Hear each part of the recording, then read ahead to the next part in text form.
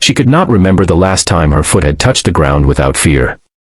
Every step since the accident had been measured, rehearsed, protected by metal braces and cautious hands, while the world around her moved on without waiting. Inside a bright, echoing car workshop filled with the smell of oil and steel, a moment was about to unfold that no one in that building, especially not a billionaire family that had exhausted every option money could buy, was prepared for. Before the story goes any further, take a second. If you believe in kindness, in second chances, and in the quiet power of ordinary people doing extraordinary things, please like this video, share it with someone who needs hope today, comment below where you're watching from, and subscribe to Kindness Corner. Your support keeps stories like this alive. The girl's name was Aria Whitmore, 16 years old, once unstoppable on a soccer field, now carefully balancing her weight as if gravity itself had turned against her. 2 years earlier, a high-speed collision had shattered her leg and damaged the nerves beyond what surgeons expected to repair. Her mother, Celeste Whitmore, was a self-made billionaire who owned medical tech companies and private clinics across continents. When the doctors said recovery would be slow, she made it faster. When they said it would be expensive, she made it irrelevant.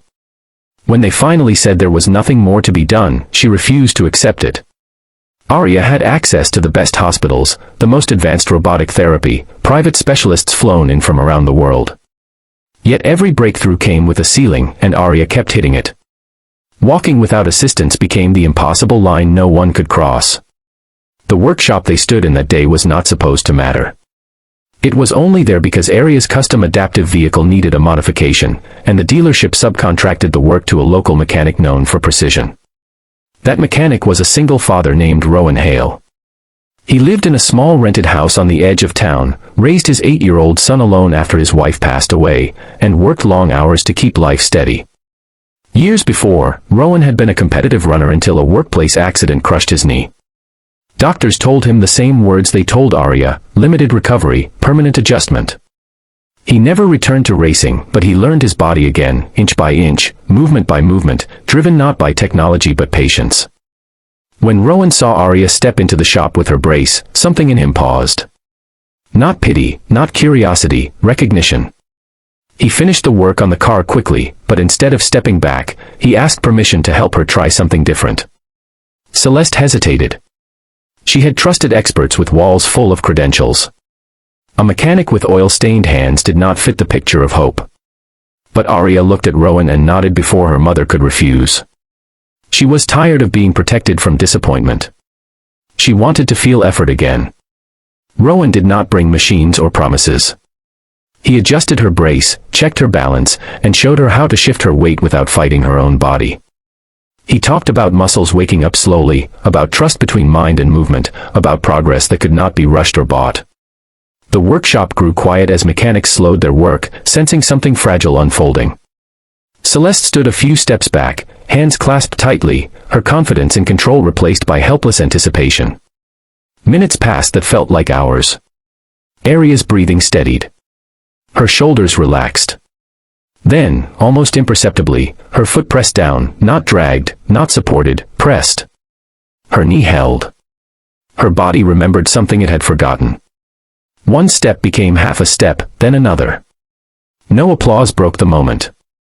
No one dared move. Celeste felt her knees weaken as tears blurred her vision. For the first time since the accident, her daughter was not surviving movement. She was owning it. The doctors had focused on fixing damage. Rowan focused on rebuilding trust. That difference changed everything. Over the next weeks, Aria returned to the shop regularly.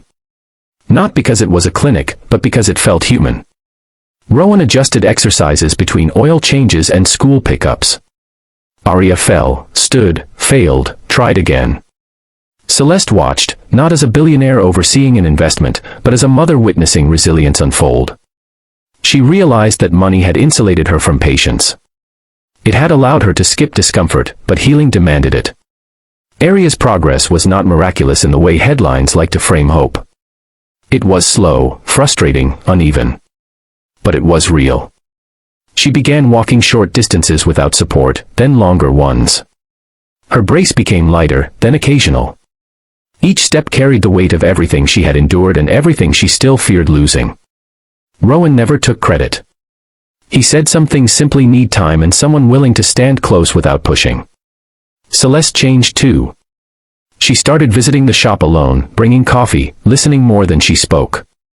She funded programs quietly, without naming rights or press releases, inspired by the idea that access should include dignity. She saw in Rowan the kind of strength money could not manufacture, and in her daughter, a courage she had underestimated. As this story nears its end, if it has touched something in you, if it reminded you that real change often comes from unexpected places, please like this video, share it with someone who needs encouragement, and engage with us. Your support tells us these stories matter. Months later, Arya walked across her school stage to accept an academic award, unassisted. In the crowd, Rowan stood with his son on his shoulders, clapping until his hands hurt. Celeste watched with tears that no longer felt heavy. The journey had not restored everything Arya lost, but it gave her something more enduring, belief in her own body and faith in people. Before we end, we have one special request. Please comment below with a single word that describes how this story made you feel. Hope, strength, gratitude, whatever comes to your heart. Because sometimes, the greatest miracles do not come from billion-dollar labs or world-famous doctors. Sometimes, they come from a single dad in a quiet workshop, choosing to care when others had already given up.